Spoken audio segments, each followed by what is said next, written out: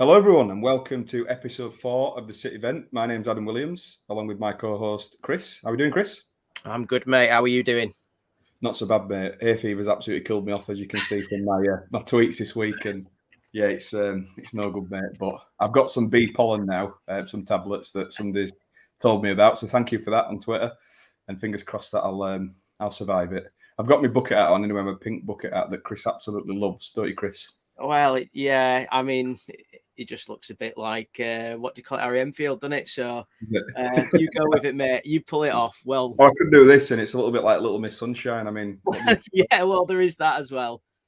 Don't think I could sit the whole way through. I actually love this hat, to be honest. I love it. It's a Glasgow Rangers one. I don't know if you can see it logo. Indeed. There you go. Anyway, you can't see this on the podcast, so I'm going to get back to things that you can actually hear us discuss. So it's been an interesting week, an exciting week. It feels like it's been building up the whole week to this point. There's obviously, we started Friday with a little bit of bad news in the afternoon with Charles Vernon going to Lincoln. Just on that point, personally, I'd like to wish him all the best. No bad blood at all from me. He's gone to his hometown club, division above, probably on. Although he was not on more wages, is he actually? He's on the same, I think. So I think we offered him the same, but he's got a bigger opportunity there, let's be fair. I think we're a bit naive to think, we're a bigger club and he's taking a downward step. He isn't, for me, personally. So I wish him all the best. Chris? Yeah, how can you knock him? It's his hometown club, as you've already said. He's going to be playing in League One. They've obviously got a lot of belief in him. Why wouldn't they? Also Powdy going there as well earlier on in the week. So they've just signed 2 of our players. Same for Powdy as well. All the best. Yeah, you can't knock them. You can't knock either player for looking to be in League One. I think the one thing that probably annoys people about the Vernon deal is that we paid money for him last January and we only got him on an 18-month contract. That to me does not look like good value, really. And, he had the chance then to move on after 18 months and we've missed out. At least this year, we have been putting better deals together where it's been an initial deal. So the club have got an option then to sign them for another year. But that's the only thing that's kind of annoyed me, really, about that deal. Yeah, I get that. And I feel like the club's probably seen that and they've changed the way they're operating this time. And we spoke about this the other day on the space that there's 2 and 3 year deals on the table now. So they've probably they've learned from it. Fingers have been burnt a little bit. So we have seen those deals on the table. So hopefully that's going to be the same going forward. And we're tying these players down to, longer contracts. Vernon, for me, it did hurt a little bit more than Powdy. And some people might be on the opposite way of thinking to that. I felt like Powdy's had his time. But for me, Vernon had a lot more to offer, and I think he's probably going to kick on next season. And under the Mark Hughes style of play, he really started to flourish. In that game against Sutton, he was unplayable. Yeah. So, yeah, it's a bit gutting, isn't it, mate, to be fair? Yeah, it is. And like you said, you mentioned about that Sutton game. He was absolutely phenomenal that game. It was the best game that he's had for City. Started off when he first came in, I think the first couple of games, he was actually really good. When he first signed, he's had a couple of injuries. He has, he's been out for a little while. He's come back into the team under Mark Hughes and he has looked a different player. So I am pretty gutted. The one thing I always used to say about Vernon was if he could shoot on target, he'd be dangerous. That was just the one thing that used to frustrate the life out of me about him. And that, that potential was that if he could score more goals, then, he would be playing further up. But he is now, that's the end of that. It's time to move on. And I think we're starting to do that, really. Yeah, and we'll touch on that in a minute because we had some good news, obviously, in the afternoon on Friday as well. But just the last of the 3 amigos, before we do move on, is Elliot Watt. Is that going to be the same case where we're going to see him move on? Is he going to end up at Lincoln? There's rumours out there that he's at Port. They're going to be at Portsmouth. So any ideas where you think he might go? Or will he go? Will he stay? I don't think he'll stay. I think if he was going to stay, he'd stayed already. I know that because of his age, there is compensation involved with that. So for whoever he goes to, they're going to have to pay some money for him. The Portsmouth rumour seems to be quite strong. I don't think he'll be at Lincoln, but then again, we never know. They might be signing another one. But yeah, I think we have to move on now from Elliot. I think that I'd imagine that the deadline is coming up for him to sign the contract as well. But I think from everything that you see is that he's pretty much gone. It's just finding the club who's gonna pay that money for him. And again, good luck to him. Yeah, we wish him all the best, to be fair. And I think we say that thinking that we think he's going to go, but who knows? He might turn around and sign. But if he does go again, It goes with our best wishes. So talking about recruitment anyway on a positive side. So Friday we have the negative news of Vernon moving on. But then we got the shirt, first of all, which we'll talk about in more detail in a second. And we got the signing of Harry Chapman. So first of all, the shirt. For me, I'm absolutely delighted. I've been crying out for a collar on a shirt. Probably not the collar I was expecting because I like a bit of a buttoned collar, but I love it nonetheless. It's the best shirt for me that we've had in at least 10 years. I think it's brilliant. Thoughts? Yeah, I think it's gorgeous. It reminds me of a little bit of '96. So when I first started supporting City, it's kind of got a little bit of that feel for me, especially with the badge. And I actually don't mind the badge. I actually quite like it. So I mean, people were knocking the white shirt, but let's face it, it was the highest selling shirt in something like the last 6 to 8 years. So that tells you that actually it was quite popular. But no, I think it's a lovely shirt. In fact, I'll be buying it, to be honest, which I don't always buy City shirts anymore. So, but I think it's lovely. I think it seems to be, there doesn't seem to be many complaints. There's always going to be complaints from someone about it, but it seems like the general consensus is that it's a good shirt. Yeah, I don't think you can go wrong with stripes a lot of the time with City. I think that's what we like as fans. And I know there's been different takes on stripes and the colours that we've got, but I don't think you can beat that traditional, shirt with our stripes and with our colours. A couple of things that on the shirt, we are looking to do a video, we think, to review it. So we're going to speak to Ryan about going down to the shop and maybe putting a bit of a nice video together. Chris will do better than me with that because mine will be on like my potato of a phone and it'll look rubbish. But we're going to do that and just have a bit of a feel for it and let you guys know what it's actually like maybe before you go and buy it. I mean, the club probably want you to go and buy it anyway, and you probably will regardless, but it might be nice to just have a little bit look at those details because on the new player signing, there's quite a few more close-ups of it, and it's got like BCFC sort of embossed into the fabric, which I thought was a really nice touch. It's got BCFC on the back of the collar as well, which is really nice, and the little ribbon, which I thought was good as well. You touched on the badge. It's an iron-on it transfer, and I know a lot of people like embroidered badges, but it seems to be a bit of a thing of the past, unfortunately. I'm a big fan of embroidered badges as well, but you just don't seem to get it anymore in football. It just doesn't seem to happen as much. And there was something else as well negative that somebody said, and I can't quite remember what it was. Maybe the shorts seemed a bit of low quality, and the sponsor on the back's a bit of an eyesore as well, probably. But overall, for me, I'd probably give it a 9 out of 10 as far as City shirts go. Chris? Yeah, I think someone on the space last night, wasn't it, that said that the shorts look a little bit, they don't look great. So that'll be interesting to see what the shorts are like. I understand about, obviously, the advertisement on the back of the shorts, whether it is a bit of an eyesore, but at the end of the day, that's money coming into the club. Can we really knock that? Not really. I mean, this is, in this day and age, you've got to get sponsorship wherever you can. So it's not a problem. For me, I'd probably give it, I think it's probably an 8 for me, 8 out of 10. But I think it is a very nice shirt, and it's one of the best we've had for a long time. Solid enough. So, just talking about shirts before we move on. Obviously, we've got a second and a third shirt that we're going to be releasing. Ryan alluded to these, saying they're going to have a bit of colour on. Our colours. They're going to be our traditional colours, but then obviously with something else included. There's been a couple of teasers on the website with maybe the colours there might be. A couple of people tweeted us about those. What are your thoughts on that? Any ideas of what you think we might get as an away kit and the third kit as well? Well, I always remember that Ryan said that the third kit is the one that Macron feel that is going to be the bigger seller. So I know there was the colours. I can't even remember what they were. Was it blue and yellow or red and yellow or something like that? Was the colour context it looked like? It looks like, for instance, the away shirt is going to be, what colours was it again? What did you think it was going to be? Well, to be fair, the away one, it's baffling because it looks like a black and white or like a grey, maybe charcoal grey. It's strange. I don't know what to expect. Are we going to see a white kit with a bit of black on it? Is it going to be a bit of an ombre, like white fading into black? Is it going to be stripes? Who knows? But for me, the way that they've teased that, the away looks like white and black or white and charcoal, and the third kit looks like blue, and it's got amber on it as well.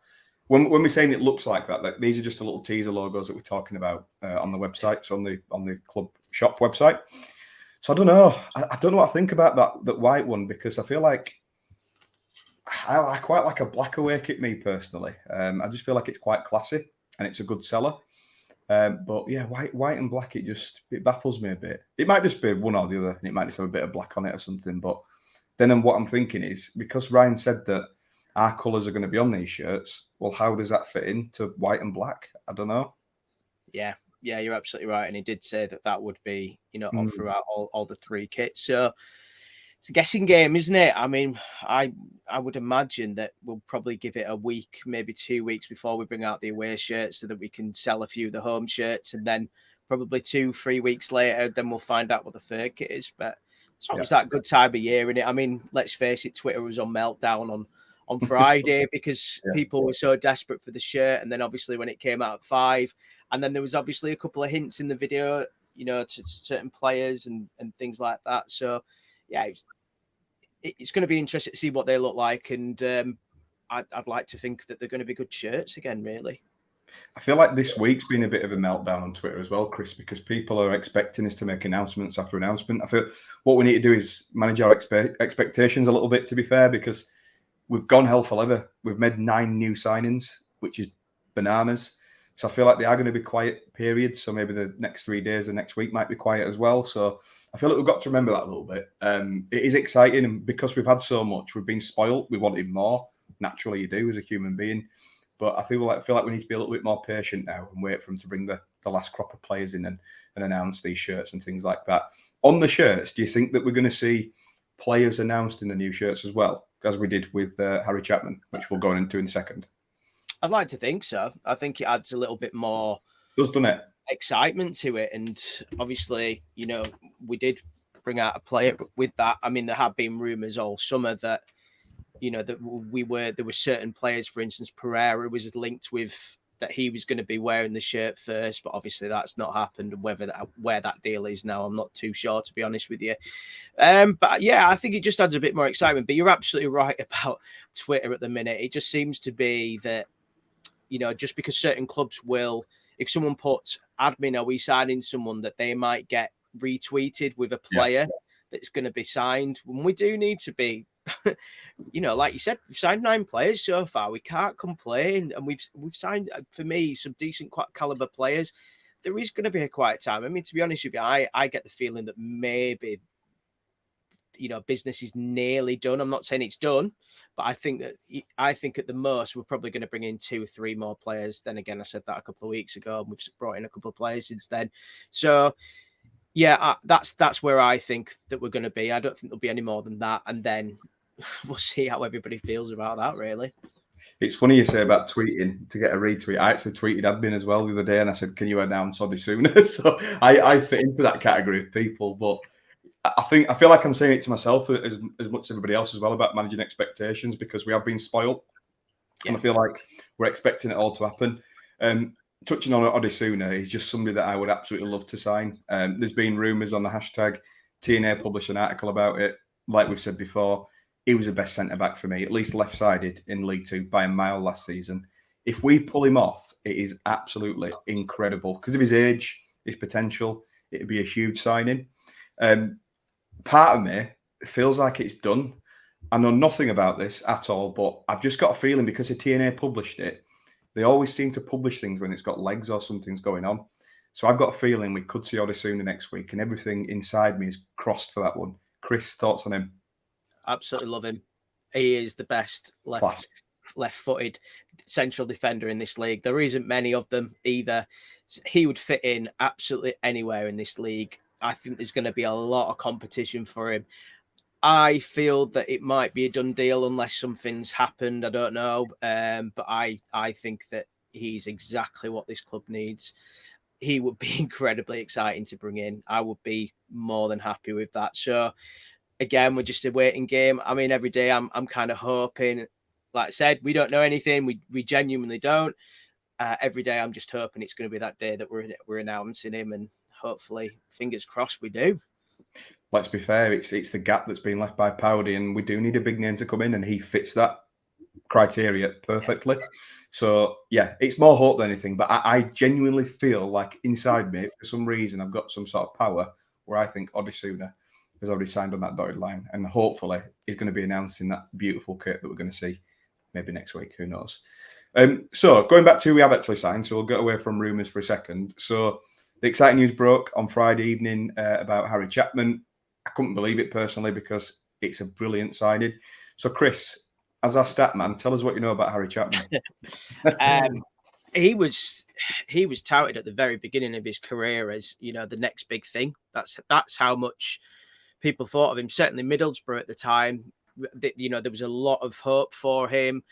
He's a very, very tricky winger. And one thing I love about him is he loves to take on players. If anybody wants to watch, there's a video of him nutmegging a play against Rochdale. I want to say it was for Blackburn. I can't remember if it was. It's absolutely beautiful. But there's also a goal that he scored for, I think it was Sheffield United, where he had the ball out on the touchline, managed to take on 2 or 3 players, put it into the net. So he's someone that, you know, he's not going to be afraid to take a shot. He's not going to be afraid to take on a man.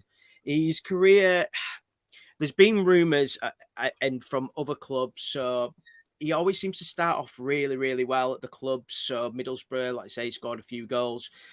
He went on loan. So he went on loan to Barnsley, did all right there.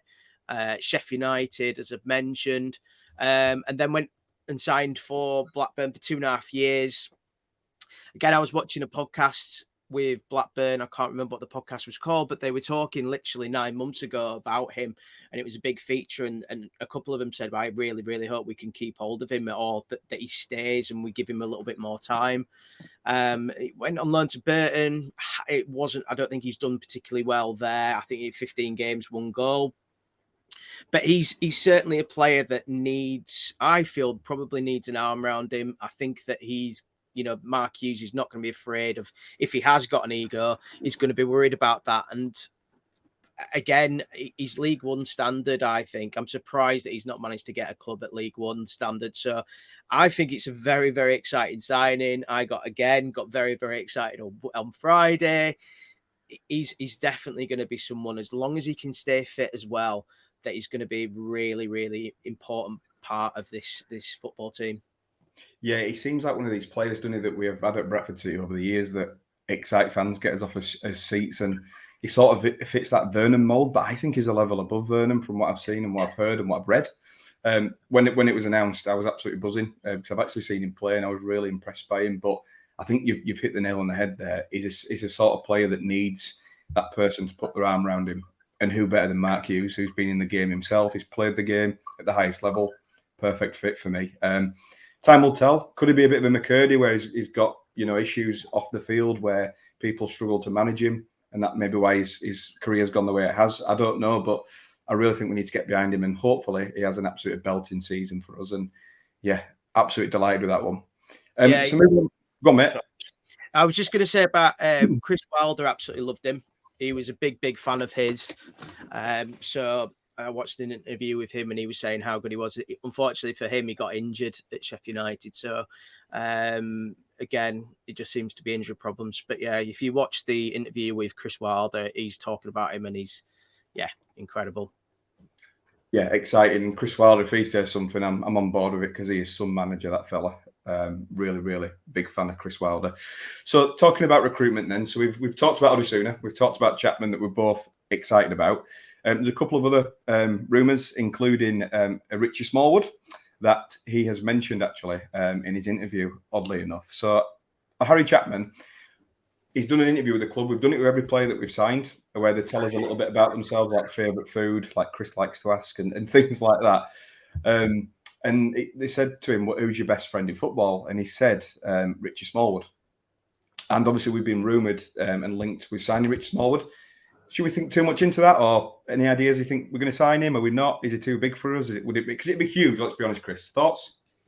It would be an incredible signing. I know that it sounds like every time that we come on this podcast, I'm saying an incredible signing, but anybody who knows Richie Smallwood knows that he would be a phenomenal signing for this level.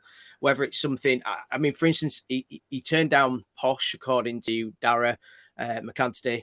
He turned them down because he didn't want to move away from where he was living. Obviously, Hull's not that far away from here, but I don't think he lives in Hull. I want to say he lives a little bit more further north.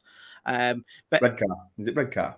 It might be. Yeah, you're probably right. So, you know, there is that. And whether he's, I mean, for a player, if he's a quality, he would be our Gary Jones. There is no doubt about it. He would literally be our Gary Jones. And he's at 31 years old.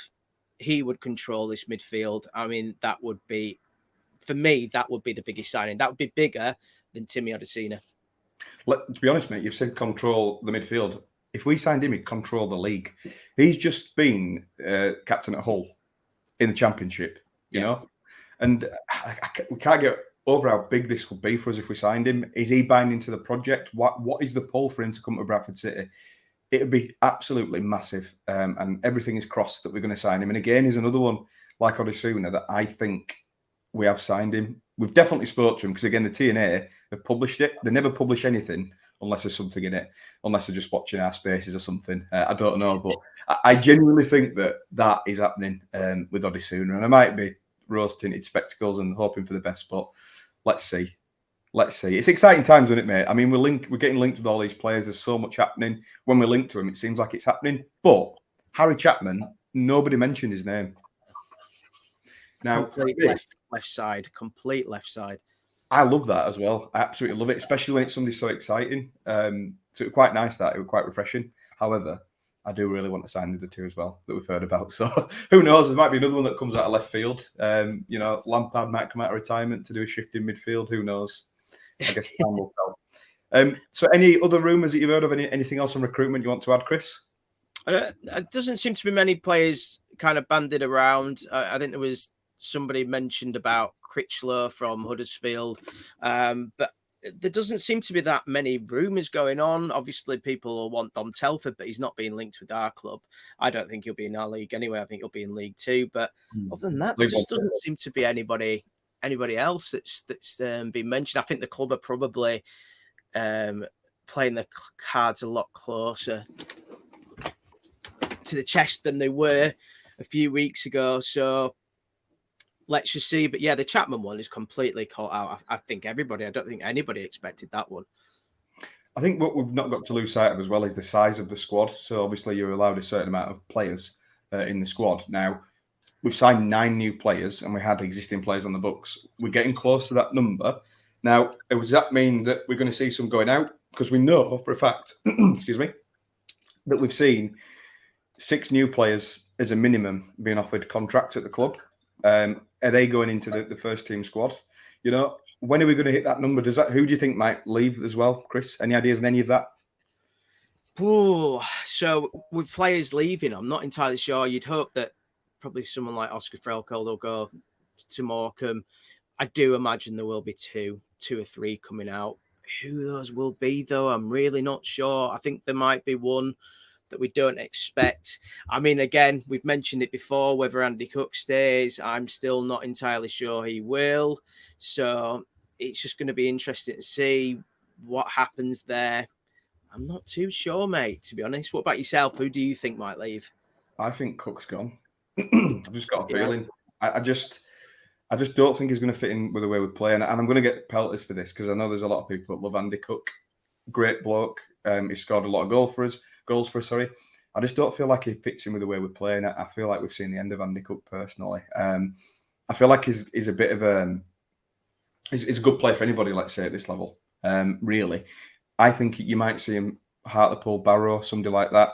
Probably Hartlepool, I guess, because it's his neck of woods, isn't it? I wouldn't be surprised if he signed for them. And, you know, we got Odesuna in return. That'd be nice. But yeah, Andy Cook for me, Frelkeld, and I think some of the players like Finkles and Dawson, Reece Staunton might be, and Kean Scales as well. We might see them leave on loan, maybe 3-month deals, things like that. Because I just can't see them getting anywhere near the first team squad. So it'll be interesting. But yeah, for me, first teamers I think will go. I would say Andy Cook and I would say Frelkeld. So I'd agree with you on both of them, to be honest, mate. Youth players then. So we're talking about the youth players that we think might get contracts. So Ryan told us in the interview that there's 6 players as a minimum that they've offered contracts to, including the goalkeeper. Do we know who those players might be? Any ideas or any guesses who you think they might be? I think I could probably have a couple of guesses of who it might be. I mean, I'd be very surprised if it's not Bobby Poynton, to be honest with you. He just seems to be, I would probably say, not that I have watched enough under-19s this year. I probably will do going forwards. But he does always seems to be, he scores quite a lot of goals. Then you've got like Dylan Newby, who a lot of people were crying out to be put into the team last season, or certainly on the bench towards the end of the last season, just to see what he's like. Freddie Jeffries, obviously, it looks like he's leaving. And you've got kind of players like, Oliver Norman. There's Noah, isn't there? Noah, was it Noah Wadsworth or Waddington? Wadsworth? I think so, yeah. And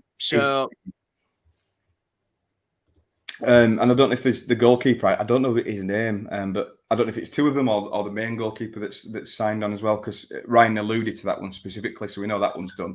But I'd agree with you. I think Bobby Poynton is one of the main players, and I'd like to see him get some first team action as well. He did actually play in that friendly, didn't he? I don't know if you saw it. It was streamed on YouTube, and he picked Theo Robinson out with an absolute pearl of a pass. I think he was playing left back. And it was brilliant, to be fair. He picked him out from left back all the way across, and Robinson totally messed it up, of course. 2 cheeseburgers in. But yeah, it'd be interesting to see if any of these players get game time, or we're going to send them out on loan again. I don't know. So time will tell. Well, we brought in that loan recruitment guy or the loan manager for this job. So, a lot of these youngsters will most definitely be playing, conference football or whatever next season to boost their progress. And I think that obviously if they've got that job, then they've got to be players going out. I agree with Rhys Staunton. I think he'll be going out. I think Cousin Dawson definitely will be going out.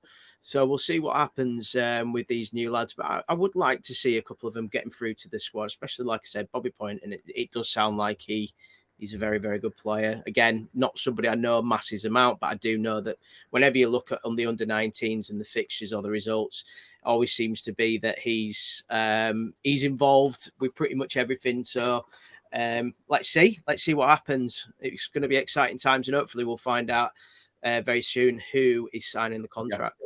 Yeah, because we don't know. We usually find out a little bit sooner, I think. So it'll be interesting to see who those young players are and, where they're going to fit in. So totally agree. So last thing before we do our challenge that hopefully you've not forgot about, Chris, is talking about the fixture. So we've got the fixture list that will come out for pre-season. One that we don't know about is the 9th of July. Now, there's been rumours about Newcastle. I put a tweet out about Newcastle. We don't know if that's true or not. It looks like it's not going to be Man United or Real Madrid. So any ideas who you think that might be? Because it sounds like it's something they're holding on to because it's going to be a good, big team that we're going to be playing. Any ideas? No, I think I think it's going to have to be a Premiership team, isn't it? I think otherwise it would be just a bit bizarre, really. So for me, it's got to be a Premiership team that are coming to play at Valley Parade.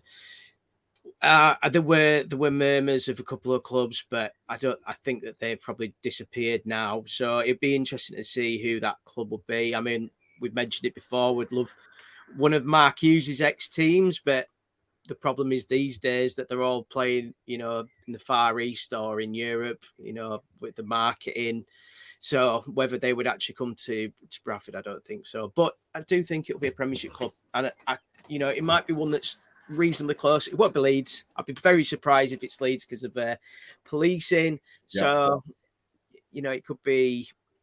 I don't know. It's a difficult one.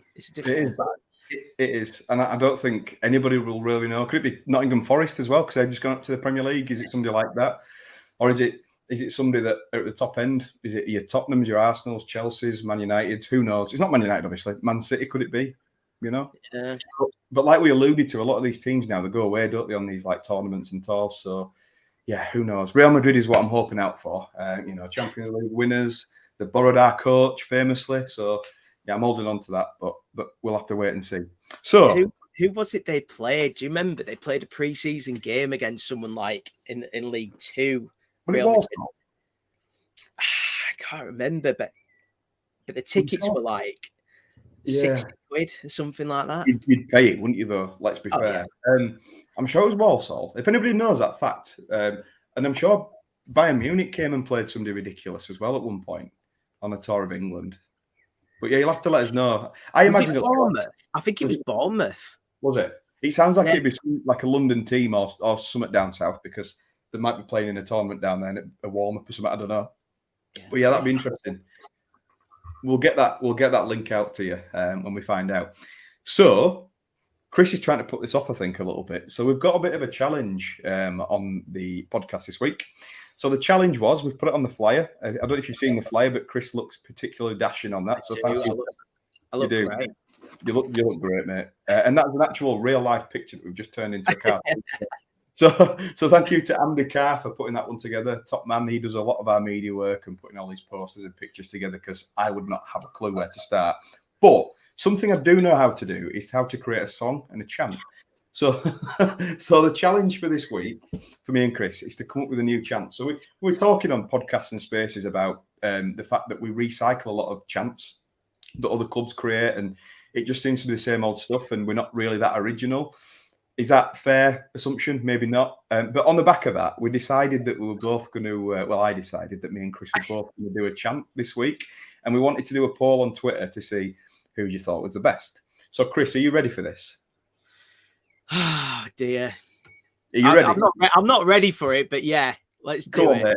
Right. So, you might have already heard mine, but I'll repeat mine in a moment. I've cheated a little bit, I guess, because you've already heard it. But, Chris, I'll count you in, and then can you sing us your chant? I'm going to mute myself as well, just for the quality of it. So, 5, 4, 3. Yan Song, go! Always believe in your soul. You got the power to know you're indestructible. Always believe in Yan Song, go! Do you know what, mate? I think that's all right. Yes, it might have been used before, but I actually like it. At least I've got out of the way now. You did. I'm done with it. You did. Okay. So now I'm going to sing mine. Now mine, I don't know if anybody's seen the tweet, but I actually put this out on the space last night as a bit of a teaser, and actually tweeted it as well. So I'm trying to get as much traction as possible in advance of this pod, so you can vote for me and make me the winner. The feature is going to be a little bit like Ant versus Deck, I guess. It's going to be Adam versus Chris. So we're still waiting for challenges to come through. We've been asked to do like a hot sauce challenge, which we might do maybe next week, that Chris is up for. And also the water challenge, where you talk about things and make each other laugh or something like that. So we might do that one as well. So if anybody's got any really funny ideas that they want us to do, then let us know. And I just need to remember the lyrics of my song now. Here we go. Pressure. Right. Okay. Count me in, Chris. 3, 2, 1. We sing his name everywhere we go. At Liverpool wanted him, but he said no. Hardy sooner. Timmy Hardy sooner. Good, that, innit? I said it again. I love that. I think that is amazing, and it needs to catch on. So, guys, let us know what you think of those. If you think we're just a pair of absolute idiots, fair enough. Yeah. But we'll do a poll, and can you let us know who you thought were the best? So Jan Songo or Odisuna. We might not even sign Odisuna. That's totally preempted. So I might not win because of that particular reason. But yeah, we'll put a poll out. Let us know what you think and vote for your favourite. And if you've got any other chants that you guys like, if you want to come on and sing them for us, feel free. We can do a feature for that.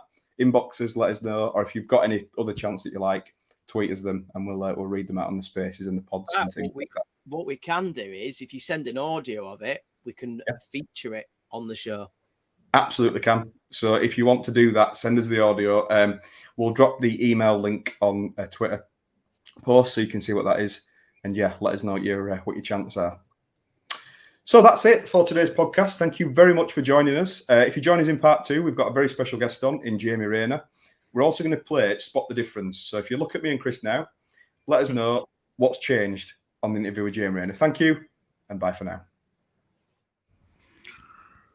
You're listening to the City Vent. I'm the Ivybridge Bantam. So joining us today on the fan part of the show, we've got Mark Hellowell, known as Arizona Bantam on Twitter. So thank you for joining us, Mark, all the way from Arizona. That's right, Tucson, Arizona. Thanks for having me. It's an absolute pleasure. So what are you doing out there? So obviously there's a city connection there somewhere. Can you tell us a bit about that? Did you move over there quite a number of years ago? What's the situation? Yeah, I moved out here for work about 6 years ago this week. I work for a cancer diagnostics company. So I worked for them back in the UK for about 5 years, and then had the opportunity to relocate, and haven't looked back. It's been quite the journey. Sounds good. And obviously the only thing that you'll probably do, miss, by looking at the background of your video today is Bradford City. So how's that then? I'm guessing that you pick up a lot of the games on iFollow, which has probably been brilliant for you. So what's the situation around following Bradford? Do you get over for games, and how do you like to follow us? Yeah, iFollow has been brilliant, to be honest. Before I moved to Arizona, I was down on the South Coast, so I didn't get to that many games either. So I've been able to probably watch more games than ever through iFollow. But nowadays, yeah, it's just a case of getting up early, 7, 8 a.m. in the morning, watch the game. Started to build a little Bradford City supporters club here in Arizona. Get the locals involved. So there's a few Bradford shirts flying around town, which is fun. That's amazing. You've got basically a pop-up shop behind you as well to sell them, so I'm sure you can get them out there, get people in. Like a costume dress-up shop back here. Mr. Benz. Chris, would you like to ask any questions? Yeah, so I mean, so you mentioned about we've got a bit of a fan club in Arizona. So how did you get them all into it? Was it just that you were mentioning about your passion for football, or how did that come about?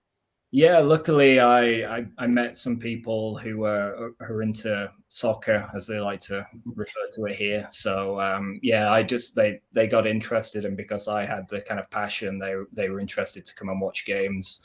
There's also a few other Brits that I've kind of bumped into out here. I know a Villa fan, Derby fan, Liverpool fan. There's quite a few of us out here, so everyone kind of gets tied into the the excitement of watching the Premier League on Saturday mornings down in Tucson. We had this kind of bar that was dedicated to watching games. Pre-COVID, that was. But now it's mostly just people come over and watch the games with me on iFollow. Cool. And I bet it's just been brilliant for you, because before that, obviously, you probably struggled to follow. I mean, you can sign up to Pulse, can't you? When you did the Pulse did have it, and Radio Leeds and listen that way. But it's quite nice to be able to see it and see what's going on. So talking about the games, what was the last game that you managed to actually come and see in person? Do you remember? That's a good question. I was hoping, I was over at Christmas, and I think the games got called off due to, I think there was a number of positive cases. Yeah, so I was very disappointed to miss the games while I was back home. I don't know if it was, mate. It was very disappointing. The games were awful around that time. You probably got away with one, to be honest. There, I know. Yeah, I think it was still under Adams, so yeah, it would have been a bit of a disappointment. But no, I cannot remember the last game I went to. But yeah, it was a long time ago, at least 6 years. Wow. And are you planning on coming back maybe this Christmas as well, or over the summer or anything, over to the UK to watch a game? No plans as yet. If we're doing well, maybe I'll start kind of looking at trips over, hopefully to watch us lift the championship, or maybe make an appearance in the playoffs again. But we'll see how it goes. Yeah, well, it seems exciting at the moment. The recruitment seems pretty good. Mark Hughes has got us all back there and together again, so we'll have to see how we go. But yeah, it'd be great to have you back over here, mate. Kit wise, what do you think of the new kit? I would say again, you've got all the shirts behind you, so you seem like a bit of a collector. Liking it? Yeah, I really like it. I think I posted on Twitter that it reminded me of like the late 80s Grattan kit with the collar. So yeah, I'm going to be, I'm sending my dad down on Tuesday when it launches to pick one up and get it in the post. We got a trip to St. Lucia coming up, so I'm hopefully going to be sporting that on the beach. Hopefully see a few more City fans on the beach there as well. And maybe, I may run into a few. So you obviously your passion for City has never dwindled even when you've moved over there. What's your favourite Bradford City moment of all time? There's been a few. I look back, I was at Blackpool away when we came back from 2-0 down. I think that was my first ever pitch invasion as a 12-year-old. But no, I think one of the sort of magical moments was coming back from Wolves after we'd been promoted, and I was on one of the official fans buses, and we turned into Valley Parade, and we were greeted like we were the players. So it was kind of spine tingling to see the reception we got.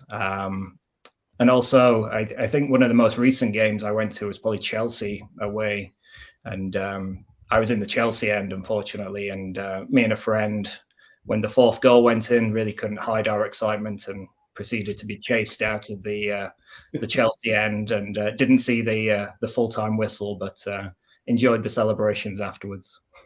I love that. The Chelsea headhunters after you.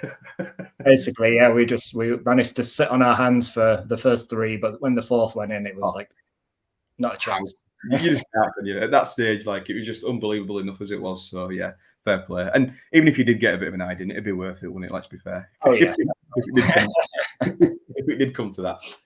So leading on from Chris's question, another question we've got for you is: have you got any funny moments of when you've been following, say, that you've been directly involved in, or any stories you can tell us? Yeah, back in 2013, springs to mind when I was living in Sussex. So me and a friend, we got the tickets for the final. For some strange reason, we decided we'd both dress in tweed attire, waistcoats, jackets for the final, dress up for the occasion. Don't know why. Yeah.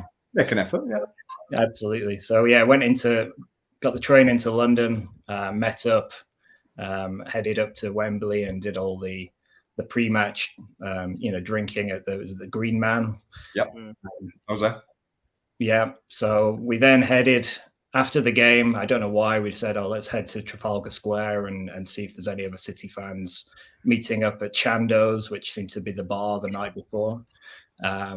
And for some reason, we stopped off at a Tesco Express, and my friend had won some money gambling on the game. And then he bought a magnum of champagne, and we proceeded to sit on a park bench in Trafalgar Square, City scarves on, drinking this magnum of champagne. And then we just had City fans passing us by, and we were sharing it out. We had bought all these like plastic glasses of champagne flutes, so we made it look good. I can imagine just two fellas sat there with tweed suits on, just pouring champagne. I love that. That's brilliant. Some photos. I'll have to post them after this. Yeah, I was going to say that picture sounds amazing. Actually, if somebody was just going past like a tourist thinking that they look so cool, I'd love it. Yes, if you can share those pictures with us, we'll tweet them out. And if any City fans actually had any of this champagne, let us know. And we can match up with Mark as well. So thank you for that. That's a belter, is that one? Love that. Hopefully we'll have some champagne moments this season. Fingers crossed. So yeah, I've got one in the fridge waiting. Yeah, hopefully not waiting much longer, mate. To be honest with you, let's hope this is our year finally. So moving on again. So, who's your favourite player for Bradford ever? Again, it's a tough one. I think I look back and think about the best players, and it's got to be Carboni. He was just different class. But then I'd say cult hero was probably Adinho. He was a fantastic player to watch. Chris Waddle as well. But I think overall, I would say just for the kind of quality and the way he played was Robbie Blake in the promotion season. Just incredible talent and unstoppable that season. Mark, I think I just could not agree more with all of those. Robbie Blake, myself as well. He's definitely the most. I think Carboni's probably the most talented player we've ever had. But Blake that season was just untouchable, and was just a great to watch. And yeah, he's probably my favourite City player of all time. Yeah, even the first season in the Premier League, he wasn't quite the same as he was in the promotion year, but he scored some cracking goals in the Premier League as well. Yeah, and he has done since as well. Yeah, he did really well following us, and I feel like every one of those players are not a similar type of player, but they're all like exciting players. So it seems like that's the sort of player that you like, and not many of them were with us for a long time either. To be fair, when you look at them. Which is interesting, really. But yeah, we don't seem to keep hold of these players, do we? That are super talented. I did see Adinho play probably about 2 months ago in a charity match in Silsden, which is a bit of a come down, I guess. But he's still absolutely brilliant. He ran the show, and he just seemed like such a lovely guy. He just came across as such a lovely guy as well, and everybody seemed to sort of love him. So yeah, I saw all the posts on Twitter. I think he was. Yeah, I used to live in Steeton, so close by, and I think he was in the Old White Bear in Cross Hills, which I used to frequent quite often. So yeah, it was funny seeing him in there. Yeah, quite bizarre, isn't it? Really, a hero in your local pub. It's bonkers, but no, thank you for that. It's been an absolute pleasure having you, Mark. Thank you for joining us, and hopefully we'll meet up with you when you come over to a game when you're back. Absolutely, and if you're ever over in Arizona, I'll take you to see FC Tucson. It's not quite the same, but it's good fun. We'll take it. And it's another place that me and Chris can stop. We've been invited somewhere else, Chris. Yeah, that's it. Definitely. Without a doubt, I would love to. Another Airbnb. It should be like an claret and banter or something. I don't know. We'll have to see. But no, thank you very much, mate. All the best, and hopefully we'll see you soon. Thanks for having me. Cheers, mate.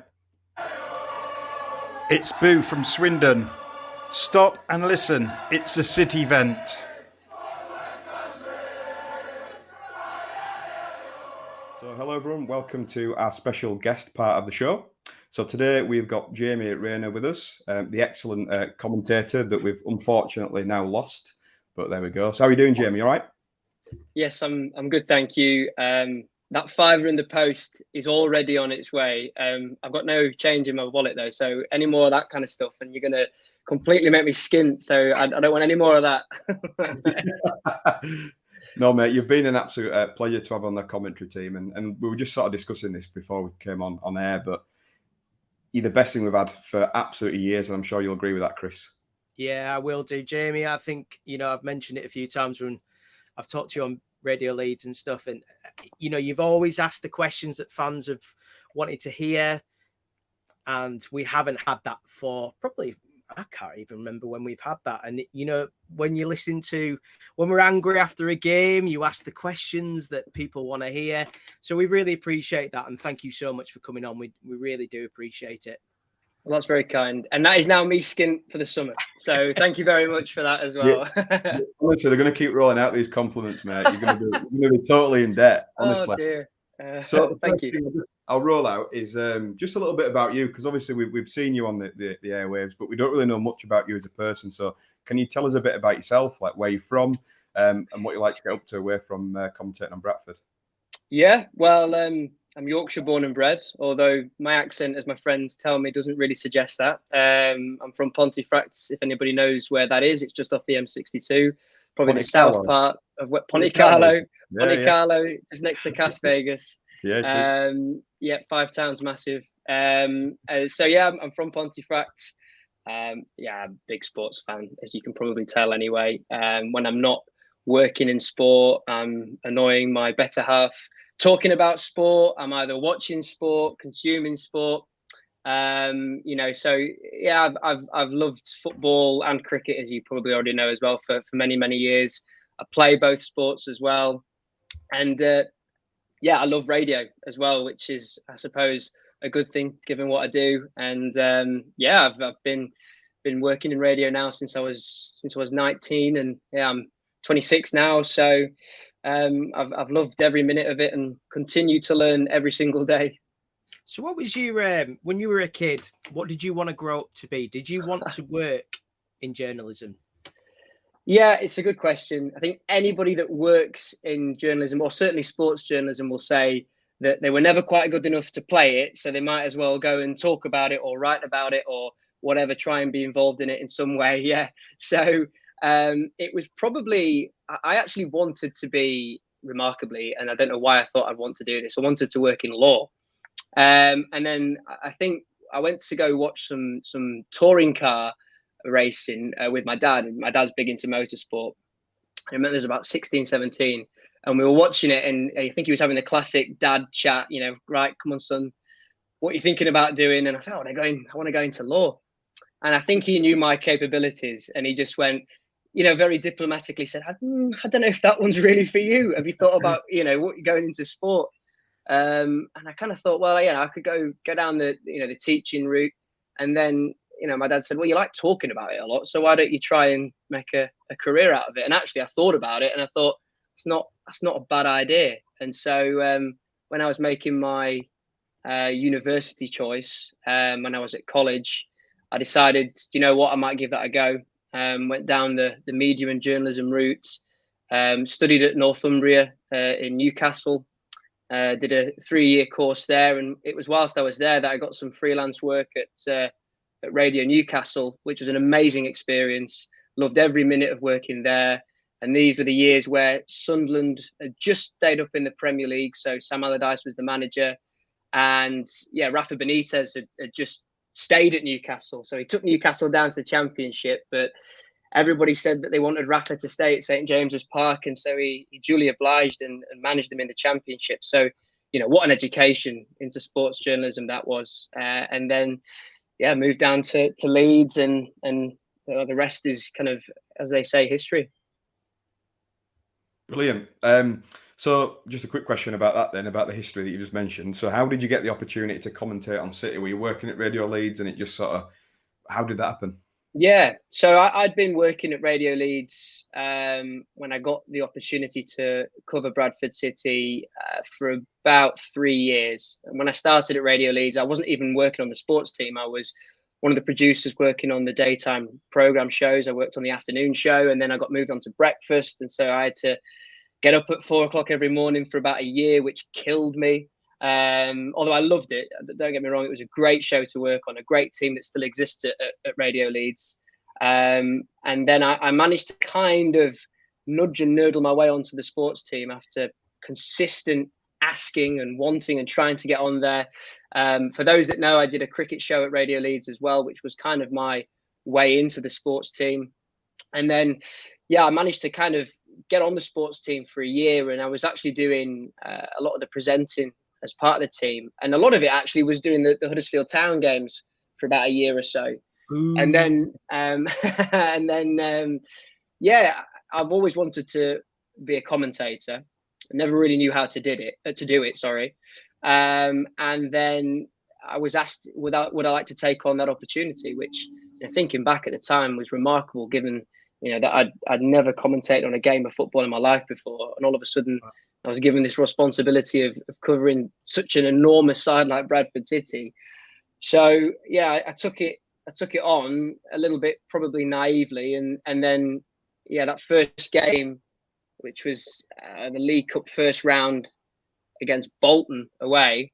Obviously, there was no fans there as well, so there's an even heightened responsibility, because everybody's not only listening to what you say, but watching what you say. Thinking back now, I was nowhere near ready enough. But I took it on. Had to learn quickly. But loved it, and I was doing what I wanted to do. And then it just went on from there, really. Yeah. So obviously, you were asked to, like you said, to be a City commentator. Was it daunting to you when they asked you to do that? Yeah, massively, enormously. But it's one of those ones where if you said no to it, you'd regret it instantly. And then you'd watch someone else go on and do it and think, God, that could have been me. So, okay, yes, you're not ready to do it. Probably, you're going to have to put yourself in an uncomfortable situation to start with, because that's, how you learn. You're going to make mistakes that people are going to call you out for, and you have to be thick-skinned enough, I should say, to take that on the chin, which I probably wasn't enough at the time. But then that actually in due course, it will be really, really rewarding, which it was. And I don't need to tell you guys how much of a responsibility it is. And in the same breath, how much of an honour and a privilege it is, covering a club like Bradford City and really getting stuck into covering it as well. Not just doing the games, but, being the reporter, going to the press conferences, getting the opportunity to speak with players, managers, people on the board, trying to find out things about the club behind the scenes. It was an opportunity that, I couldn't have missed, and I didn't miss. And, I would never regret. I absolutely loved it. I think it's fair to say that you really grew into it, and you could tell that sort of over the years that you were doing it. And I think towards the later end, I think your questions were getting a little bit more and more direct, and it seemed like you were being a bit braver. And to be honest, as fans, we absolutely loved it. We ate it up, and we were just sort of alluding to that before. Is there sort of an agreement with the club where you can only go so far? Is it like a bit of an unknown where you just sort of know how far you can press those questions? And I know that's a bit of a difficult one to answer, but I thought I'd fire with that one at you.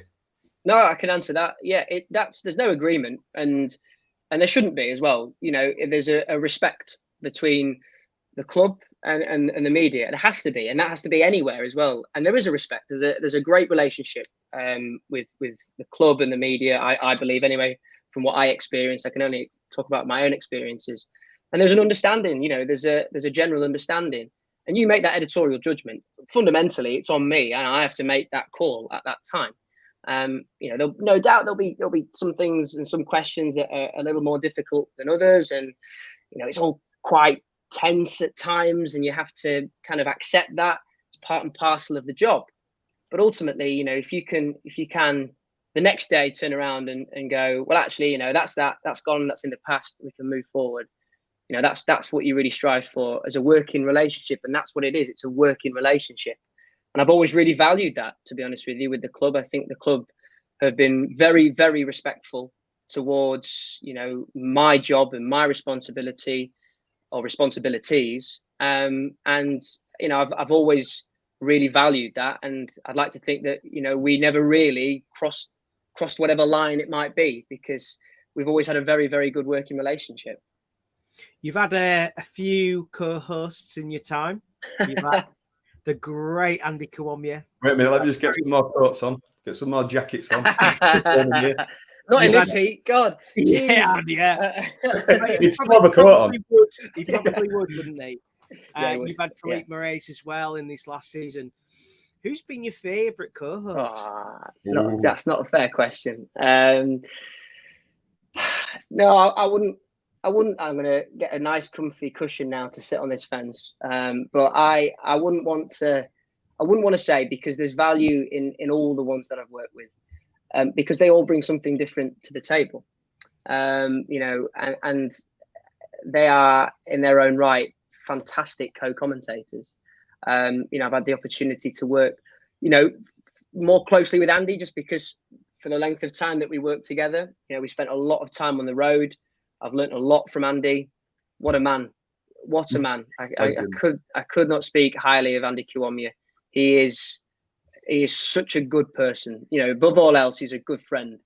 Not only a good professional, and someone who cares incredibly about Bradford City. I mean, his passion is unrivaled. He loves that football club. He absolutely loves that football club.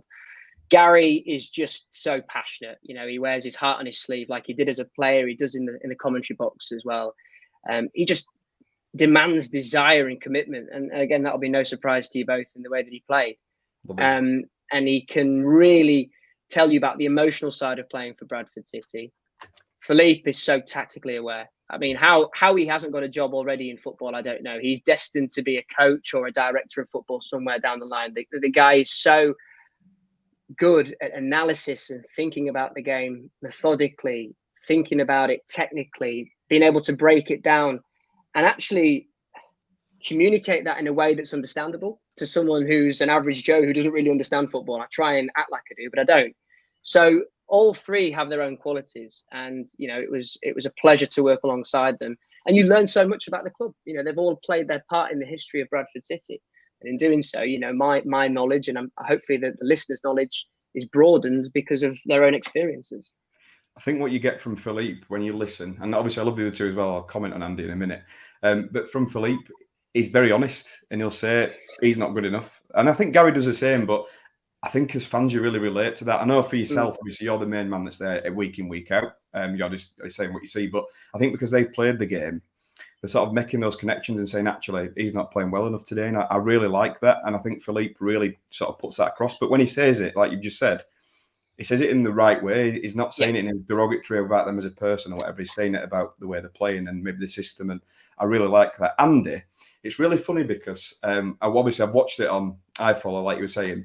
And my missus was sort of milling about. She went, "Who is that?" Because he shouts, doesn't he? In the way he speaks, he's like, let's say he's not the most eloquent on the radio. I mean, I'm terrible, obviously, but do you know what I mean by that? Yeah, He just sort of says what he feels, and he's like, "It's a throw-in or something," and you're like, "What?"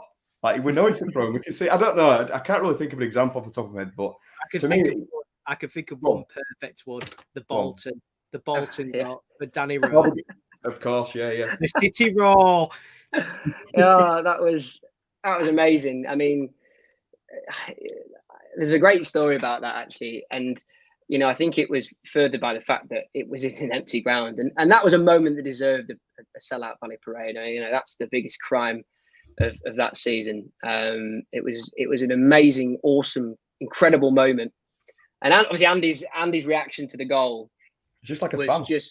Well, exactly, and that's the raw emotion that you get with it, and you get with Andy, and that's why I believe brings the commentary to life, because he's just so instinctive in how he how he feels at that time. There's kind of no filter. It's just, you know, if there's the throw on goal, he's there with all of you lot at home, willing the ball to go into the back of the net.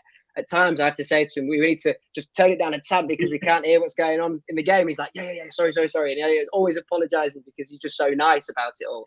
Yeah. But he just, as I say, I go back to that point, he cares so much. And that's why his reaction was just the way it was with the Bolton goal. And, you know, I'll remember that moment for the rest of my life, because obviously I'm going mental because Danny Rose just scored in stoppage time to, I think that protected the unbeaten record or the unbeaten run that City run at the time. Obviously, it was the game of the season, really, because if I'm right in saying City run a 6-game winning streak and Bolton run a 7.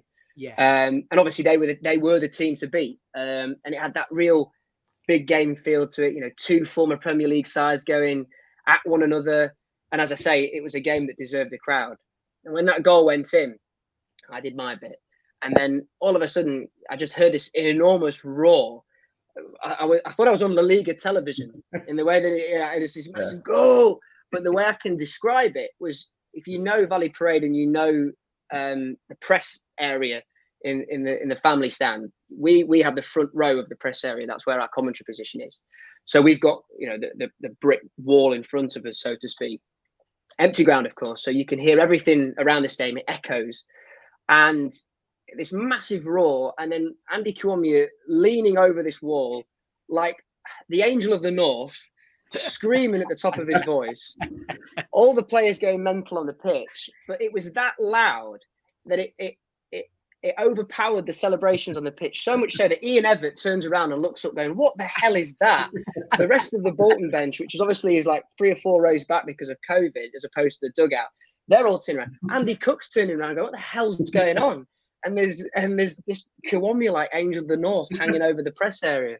I love that. And the best bit about that was it was so loud that the club, when they do their own videos that they put out on social media, they really hype up their own player reaction in that moment. You can hear all the whoops and the cheers and whatnot. You could still hear Andy Kiwomya's cheer just coming in from the sidelines in the background. It was an amazing moment. Absolutely love that. Love it. What a guy. He really is. Yeah. I'm going to take this down a notch now. So we're talking about a lot of positive stuff, and now I want to take it down a little bit of a notch towards Derrick Adams. Now, obviously, I want to know your thoughts on Derrick Adams, because obviously you got to interview him quite close. Maybe not as a person, but as a manager we're talking about. And in one particular interview he did, he alluded to some underlying issues at the club. And I don't know if you remember the particular interview that I'm talking about. Yep. Have you any idea what he was alluding to in that particular conversation? No. And I tried to find out. And if I'm being honest, it was something that I don't know what it could have been. You know, I tried, as you heard, to find out what that was. And we go back to that point about the line, you know, and where you draw that line. And you have to be respectful. There's only so far you can go with a question before, one, you're going to annoy the person that you're asking it. But 2, some things just aren't there to be said, you know, and should have Derrick alluded to that or not? That's at his own discretion. And clearly it left a question mark over what that could be, hence why you're asking me that now. But no, if I'm being perfectly honest, I never found out what that was. It never became clear as well. Sometimes you get indications, you know, when you see things as they unfold. I think that was after the Hartlepool game that question was asked, which was a 3-1 defeat at home. I think the record was that Hartlepool had never won away from home, so they just rock up to Valley Parade and do the business. And so, yeah, we never really found out what that was about. And I think I asked the question towards the end of his tenure, actually. So I tried to revisit that, and no, it never came out. It's funny. Did you feel like the switch in him a little bit? Because to us as fans, and somebody alluded to this the other day, it almost felt like he was trying to get sacked almost with what he was saying. It was really odd, the interviews it was having like that, and then the Finkel's and Dawson and all of these other bits and bobs. And did you notice that as when you were sort of interviewing him? Yeah, I think it's all about how you perceive it. And the one thing that I have that the listeners don't have is I'm able to see how Derrick is, or the manager is in that moment, and their body language. You know, I think that for someone to say that Derrick was trying to get sacked, in my opinion, is completely wrong. I actually look at it from a completely polar opposite perspective. I think he really cared. I think he cared a lot more than actually people realised and understood. He wanted to do so well at Bradford City. This was a big, big opportunity for him. And I still think that Derrick Adams is a very good manager and will continue to be a good manager.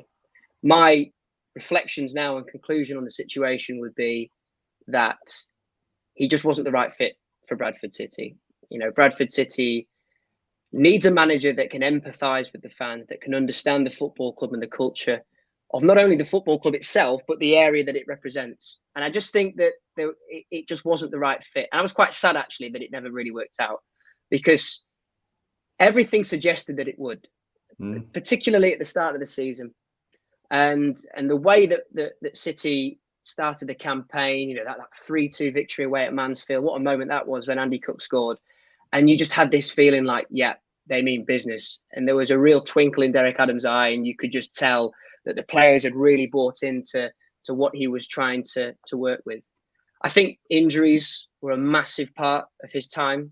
He lost key players at key times that really hampered his selection. You know, Bradford City had a good squad last season. I just think that injuries really, really affected it. The fact that we didn't even see Aboisa, again, is just a crying shame. He would have been such an impact player, and he will be an impact player, all being well, this coming season. But I don't believe that Derrick tried to get the sack. I just think that the tide had turned against him. Momentum from all quarters was going against him. And he maybe became quite isolated in that moment, you know. And he probably could have reacted in better ways. You know, I think the final game with the Exeter defeat, and there was, you know, the bickering with some of the fans in the main stand, probably not the best thing to have done. But, you know, I had a lot of time for Derrick, and I respected him. He respected me, and I valued that a lot. And I was just sad that it didn't really work out for him. It probably just wasn't the right fit. I'm gonna change the subject a little bit, I think, because, you know, you've talked about Derrick Adams and everything. Do you love what you do, Jamie? And also tell us what you're up to now, because we obviously know that you've taken a secondment. So tell us about what you're doing now. Yeah, so in football terms, I'm on a 6-month loan. I'm working for BBC Sport now, predominantly with their cricket output. So for those that know Test Match Special, you know, almost an institution really on the radio, I'm very lucky to be working as part of their team at the moment on their Test match coverage. So I've done at the moment the 2 tests so far at the point of recording in the England-New Zealand series, 2-0 up. Hopefully going to be 3-0 for those that are listening later down the line. And England did the job at Headingley. So yeah, I'm working more behind the scenes now as part of that team, helping produce the output for the cricket coverage, and then we'll in time go to work on their football side of things, and that is until October, and then, you know, we'll see. So talking about that and the facilities, obviously, that you'll get at the cricket, so I'm sure that they were pretty nice compared to some of the grounds that you went to. So let's talk about some of the grounds you went to last season with Bradford when you were commentating away. What was the best facilities that you were offered, and sort of, can you give us a bit of an idea of what kind of stuff they'll give you food-wise and that, and then what was the worst as well? That's a great question. Well, first and foremost, we were coming, and we probably still are continuing to come out of the COVID era, and so that completely changed, you know, facilities and what we were delivered as a match day team, because of the protocols that had to be followed, and there were certain zones that you had to be in. You know, there were zones that we as the media weren't allowed to go in as part of the stadium because of COVID, and that still kind of came into the season when fans were allowed back into the grounds. There was still a degree of caution. I'm trying to think now. Best facilities. I have to say, I think Colchester was very good as a new stadium. Was quite impressive to say it was a newer stadium, albeit the atmosphere was nowhere near as good as what we've experienced overall. I'm trying to think if there's any other good ones, actually. I should say Exeter, given that I was there that much.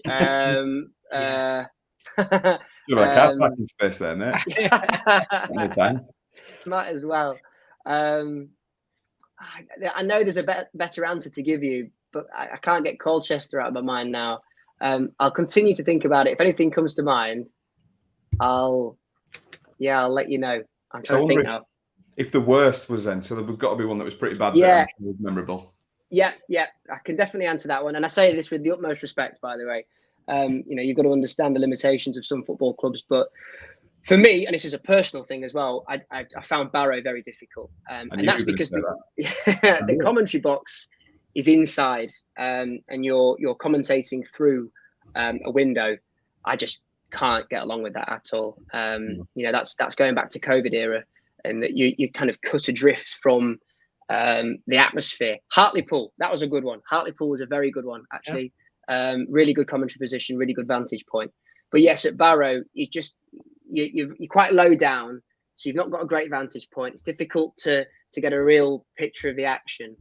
And in the same breath, because you're just not in the moment, you're not in the crowd, as it were. You can't. And that's a big part of commentary. You've got to feel what's happening at that time, and you just feel a little cut adrift when you're at Barrow. So, like, I went. Did you go to Barrow, Chris? I didn't, but I definitely know that you went. I did, and it was just abysmal. I mean, it was like scaffolding. They just sort of put it all up because obviously it's the first time in how many years they've been in the Football League, and honestly, it's the worst away ground I've been to. Do you know what? The whole day was awful for me for other reasons as well. The whole day, even after the game as well. Even after the game. Awful. So I might as well say it now because I'm sort of balls deep into the question. So I don't know what I'd eaten. I had something at the ground. I don't know if it was sausage roll or something. But on the way home, I had to pull a car over twice to have a poo on a hard shoulder. So the whole day for me was horrendous. It was horrific journey. So there we go. I'm sure you've got some tales about when you've been coming away from grounds and stuff like that you're not going to share with us. But yeah, it wasn't even. I didn't even have a drink or anything like that. It was just something I'd eaten. So there we go. But yeah, the ground was. It just isn't fit for standard. I don't think for the Football League. I just don't think they're ready for it. And it's awful, but yeah, I mean, you've got to be mindful, haven't you, that for them it's a big move, and as we all know, infrastructure takes time, and no doubt, I mean, all credit to Barrow that they've come up and they stayed up. And it's such a hard thing to do, and they look after you so well. The people are so welcoming. It's going to take time, isn't it? I guess for them to build up and get to that point. But no, just personally from a commentary perspective, I did find that quite difficult. And actually, while we're on it, probably Bristol Rovers as well, because it's very cramped at Bristol Rovers. You're at the top of the tier, which is a great vantage point. You can see the whole of Bristol in the background. So you're well up, so you can see what's going on. And the atmosphere booms through as well. But you've got no table in front of you, so you're literally, your notes are on your lap. You're kind of fiddling around. You've got to hold your lip mic, but then you're trying to note things down, and you're hoping that the wind doesn't take off so that your notes go flying everywhere. And yeah, that was a real challenge actually. So I put Bristol up there as well. Did you post a picture of that one? Yeah. I remember seeing it. Yeah. You just sat there, like quite cramped and elbows in. Gary and I were very cozy. When we were watching City hang on for the whole game, it felt like anyway. Yeah, I can think of worse things than being cozied up with Gary Jones, but true. That's a good point. Jamie, I'll ask you a question. So obviously, you when commentators always have this book and they always have with facts and stuff. This is going to sound really stupid, but how does that work? So what do you do? Do you just learn about every single player? Do you have to know every single player? How would that work for you? What's your homework? Yeah, I think every commentator has their own way. You ask anybody, it's very subjective how they go through their pre-match ritual. Mine, when I started way back at Bolton, completely changed to the last game against Carlisle. When I first started, I used to write all my notes out. So you get like an A4 notepad, and I'd typically have 2 A4 pieces of paper in front of me, and you go through player by player. So you make sure that you've got every name and number of the opposition, a little bit of few facts about each player. So what's their career history? What academy did they come through? Is there a City connection? You don't want to miss that. Have they had a significant game against City in years gone by?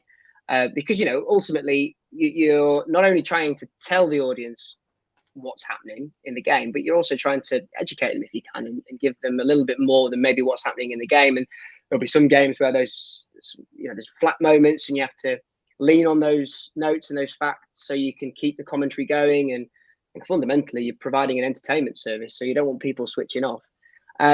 So yeah, as I say, I used to write that all out, and then I follow quite a few commentators that work on network radio and whatnot. And it's actually Conor McNamara who works on Radio 5 Live, who he was due to do a game. I think he was at Spurs maybe, and last minute was called off because of COVID. And he put up a video about how he'd done all these notes. He was stood outside the stadium. He just had to put them in the bin, which I sympathise greatly.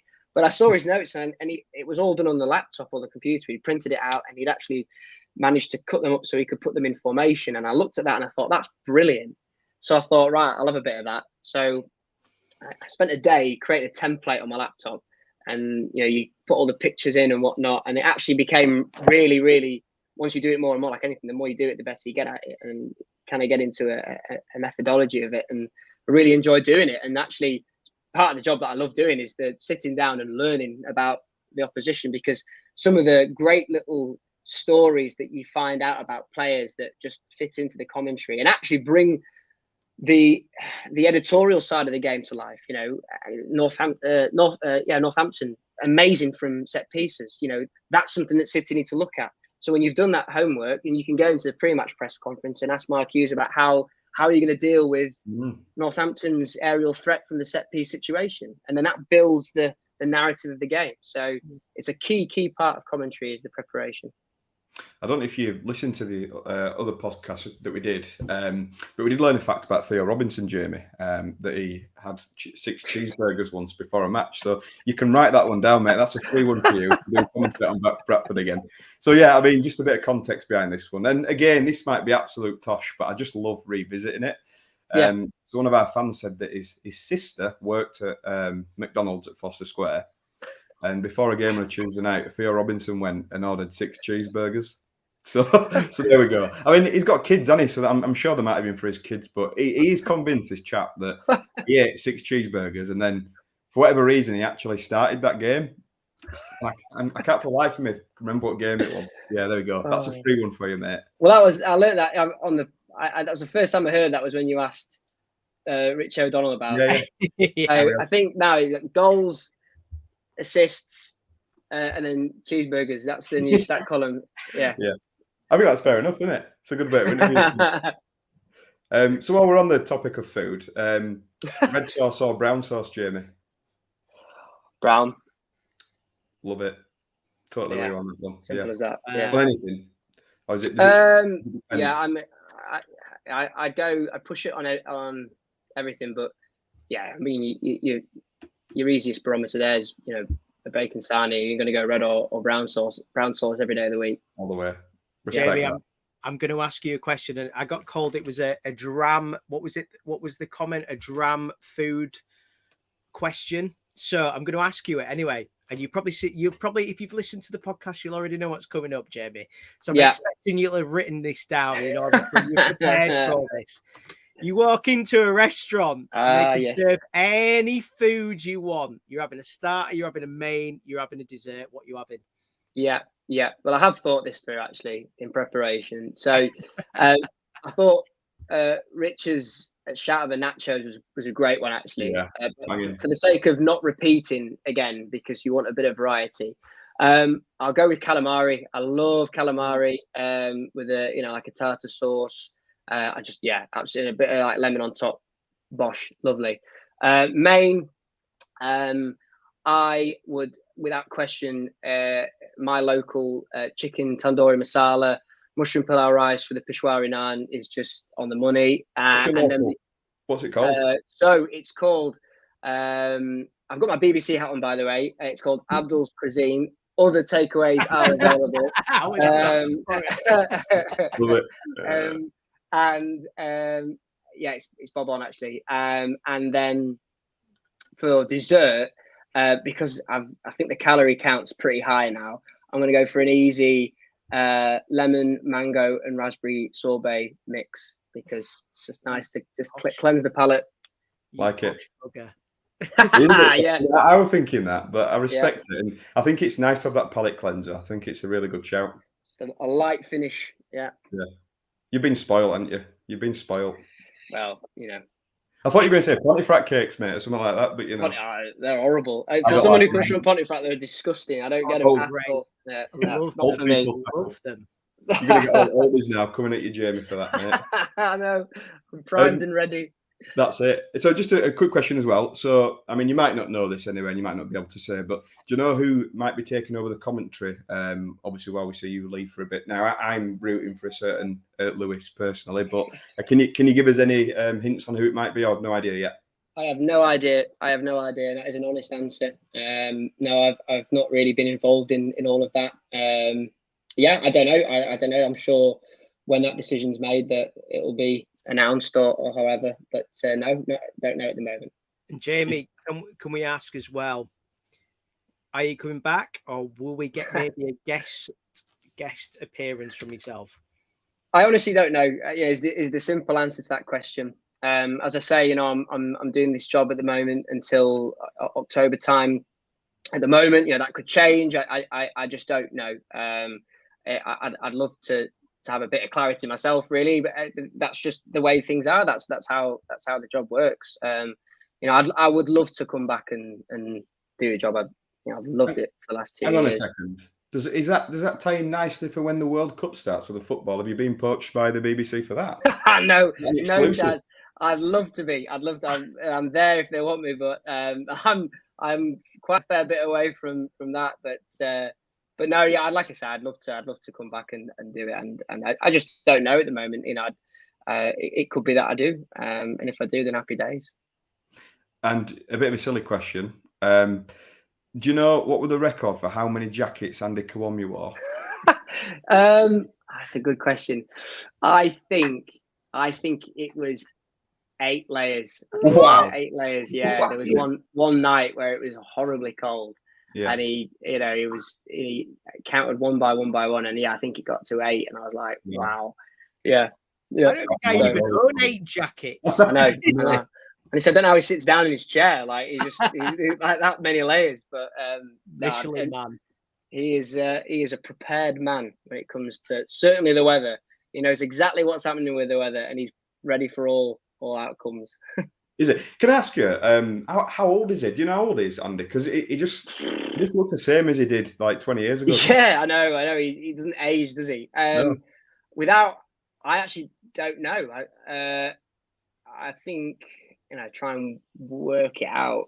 He'd probably be in his 50s, I think. He won't mind me saying that. It's on Wikipedia anyway, so. Yeah, we'll find out. We'll find out. Yeah. So, I didn't realise. He played for Halifax Town. I didn't realise that. Yeah, I saw somebody put a picture on the other day. I didn't know that. Yeah. He's had Andy's had a great career, and yeah. 52. Did he speak much about his nephew at all? How old is he? Sorry. 52. Right, there we go. Has he spoke much about his nephew plays, doesn't he? I can't remember his name now. Is it Alex? His son. Yeah, his son. Yeah, it's his son. Yeah.